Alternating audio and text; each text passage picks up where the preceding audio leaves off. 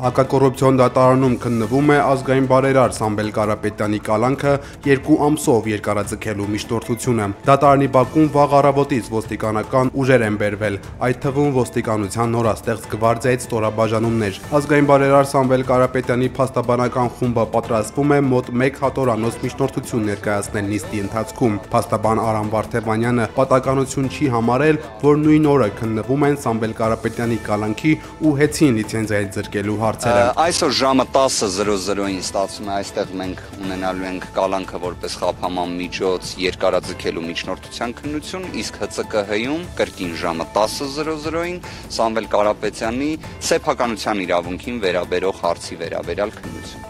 Նույն օրը, նույն ժամին կարծում եմ սա առավել քան խոսուն է, եթե հետ գնանք, որ երկու հանգամանքներն էլ ենթակա են մերժման։ Թե ՀՑԿՀ-ում ներկայացված վարույթի շրջանակներում դիրքորոշումն է ենթակա մերժման, որովհետև իրապես որևէ մի ընկերություն չկա, որտեղ խախտումներ չլինեն, բայց խախտում, որը ենթադրի լիցենզիայի զրկում, սա մենք խոսում ենք արդեն աբսուրդի տիրույթում, պարզապես համեմատական անցկացրեք Veolia ջրի հետ կապված խախտումներին եւ ոչ մի վարույթ չկա դրա դեպքում։ Եվ իհարկե նաեւ այս միջնորդությունն էլ ակնհայտորեն ենթակա է մերժման։ Այն պետք է մերժված լիներ ի սկզբանե, բայց ունենք մի աբսուրդ, որ այն տևում է արդեն 5 ամիս, բայց ամեն ինչն ունի սկիզբ եւ վերջ։ Արդեն երրորդ օրն է, ինչ հանրային ծառայությունները կարգավորող մարմինը քննում է ազգային բարերար Սամվել Կարապետյանին պատկանող Տաշիր կապիտալի հեծից լիցենզիան զրկելու հարցը։ Հեծի տնօրենի նախկին պաշտոնակատար Դավիթ Ղազենյանը իր ելույթում հայտարարել է, որ ՀՑԿՀ մարմնին խաբել են, թե հեծում համատարած խախտումներ կան։ Հեծի ժամանակավոր կառավարիչ Ռոմանոս Պետրոսյանն էլ ընդհատելով Ղազենյանի ելույթը սպառնացել ու հորդորել է կոռուպտությունից դուրս հայտարարություններ չանել, ինչին հաջորդել է լեզվակռիվ ՀՑԿՀ մարմնի ղեկավարի եւ Դավիթ Ղազենյանի միջև։ Նախ առաջին ուզում տեղեկացնել կառավարիչին, ինքն էլ բոլորն էլ, այսպես ասած, տեղյակ են, որ սպառնալիքներով իմ հետ խոսել հնարավոր չի, չգիտեմ ինչի կվերածվի, ինչի դուք եք այս բան սպառնալիքներով խոսում, պարոն Ղազենյան։ Ով ասաց կվերածվի, չգիտեմ ինչի։ Չէ։ Պարոն Մեսրոպյան, բա մենք ուզում ենք աշխատանքային, ուզում ենք աշխատանքային ընդհանրապես ես ամեն ինչ արել եմ, որ այս լսում ով ասաց կվերածվի, չգիտեմ ինչի։ Ես Չէ, ես ասում եմ, որ իսկապես պետք է կարողանանք փոխադարձ արգանքի մտնոլորտում սպառնալիքի մասին չպիտակավորել։ Ես եմ ասում, դիտարկում եմ դա որպես սպառ։ Պարոն Մեսրոպյան, չի կարելի։ Շարունակեք ձեր ելույթը, իհարկե չի կարելի, իհարկե շատ բան չի կարելի։ Թույլ մի տվեք ընդհատել, ես էլ կոռեկտությունը չեմ անցնում։ Առաջինը սպառնալիքի լեզվով ոչ մեկի մեջ չխոսամ եք, երկրորդը գիտեք շատ լավ որ չեմ վախենում, չեմ վախեցել, չեմ էլ վախենալու։ Եվ երկրորդը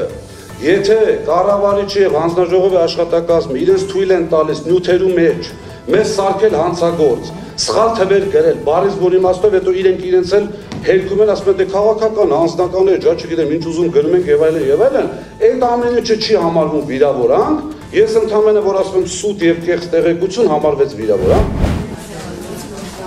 Քաղաքացիական պայմանագիր կուսակցությունը վերընտրվեց վաղարշաբաթում 14948 ձայնով։ Կենտրոնական ընտրական հանձնաժողովը ամփոփել է վաղարշաբաթ խոշորացված համայնքի ավականու ընտրությունների արդյունքները։ Ցուցակը գլխավորում է քաղաքացիական պայմանագիրը, հաջորդում է հաղթանակ կուսակցությունների դաշինքը 9789 քվեով եւ Մայր Հայաստան ազգային դեմոկրատական կուսակցությունը 1674 քվեով։ Քաղաքացիական պայմանագիրը կունենա 19 մանդատ, հաղթանակ դաշինքը 12, իսկ Մայր Հայաստանը 2 մանդատ։ Ստացվում է, որ ԿՊ-ն միանձնյա կարող է համայնքապետ նշանակել առանց որևէ ուժի հետ կոալիցիա կազմելու։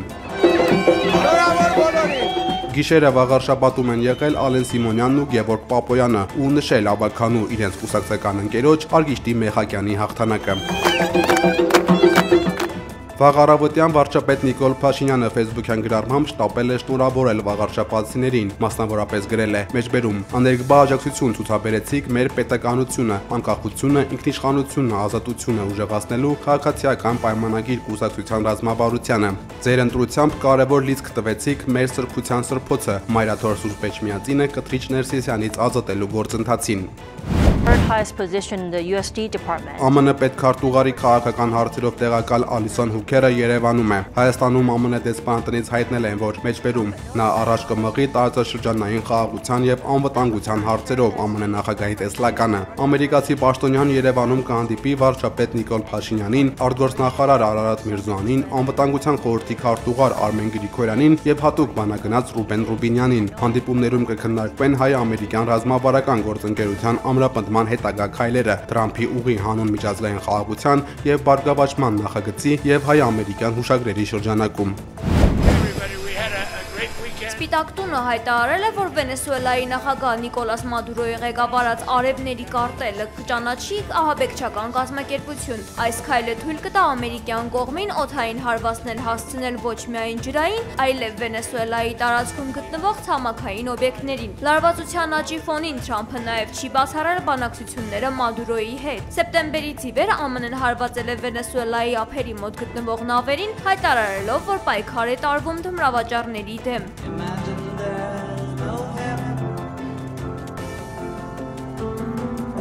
Վենեսուելայի նախագահը ելույթի ժամանակ խաղաղության կոչ է արել, նշելով, որ իմպերիալիստական նավերը պետք է դուրս գան երկրից եւ երգել է իր կողմնակիցների համար։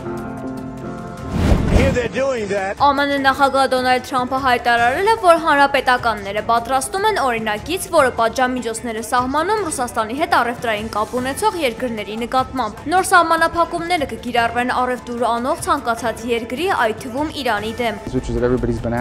Ավելի վաղ ԱՄՆ պետքարտուղար Մարկո Ռուբիոն լրագրողների հետ զրույցում հայտնել էր, որ ԱՄՆ-ն սպառել է Ռուսաստանի դեմ պատժամիջոցներ կիրառելու իր հնարավորությունները։